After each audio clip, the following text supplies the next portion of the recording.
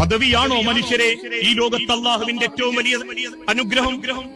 ആ പദവിയെ പറ്റി ഒരിക്കൽ സഹാബാക്കൾ ചോദിച്ചു, റസൂലേ മൽ ഇമാറ, എന്താണ് പദവി? സഹാബാക്കൾ തിരിച്ചു ചോദിച്ചപ്പോ അള്ളാഹുവിന്റെ ഹബീബ് തിരിച്ചവരോട് തന്നെ ചോദിച്ചു, മൽ ഇമാറ, നിങ്ങൾ പറ, എന്താണ് പദവി? പദവി എന്താണ് നിങ്ങൾ പറ.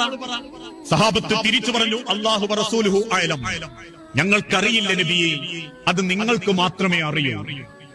തിരുദൂതൻ തിരിച്ചു പറഞ്ഞൊരു വാക്കുണ്ട്, ഇന്ന് സംഘടനാ രംഗത്ത് നേതൃത്വം ഏറ്റെടുത്തവരോട്, മഹല്ലിന്റെ നേതൃത്വം ഏറ്റെടുത്തവരോട്, അല്ലെങ്കിൽ സമുദായത്തിന്റെ നേതൃത്വം ഏറ്റെടുത്തവരോട്, ഒരു നാടിന്റെ ഭരണം ഏറ്റെടുത്തവരോട്, ഒരു കുടുംബത്തിന്റെ ഭരണം ഏറ്റെടുത്തവരോട്, മല്ലിമാറ, എന്താണ് അധികാരം, എന്താണ് പദവി?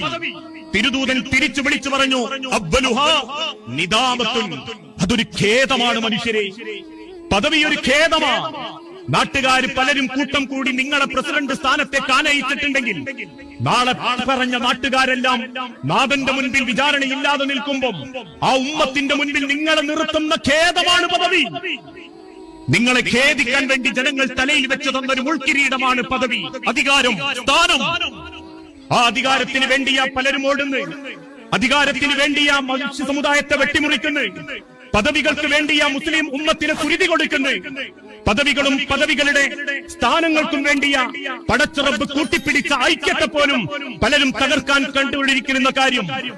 വസാനീഹ, രണ്ടാമത്തേത് പദവി എന്തെന്നറിയണോ? അൽ ഹയാ, അതൊരു അപമാനമാണ്, അതൊരു നാണക്കേടാ. ഇക്കണ്ട ജനങ്ങളൊക്കെ പടച്ച റബ്ബിന്റെ കോടതിയിൽ നിൽക്കുമ്പം പദവികൾക്കും സ്ഥാനങ്ങൾക്കും വേണ്ടി ജീവിച്ച നിന്നെ അല്ലാഹു ഏറ്റവും വലിയ അപമാനത്തിലേക്ക് കൊണ്ടുപോകും, അപമാനത്തിലേക്ക് കൊണ്ടുപോകും. പദവിയല്ല ജീവിതത്തിന്റെ വിജയം, പണമല്ല ജീവിതത്തിന്റെ വിജയം.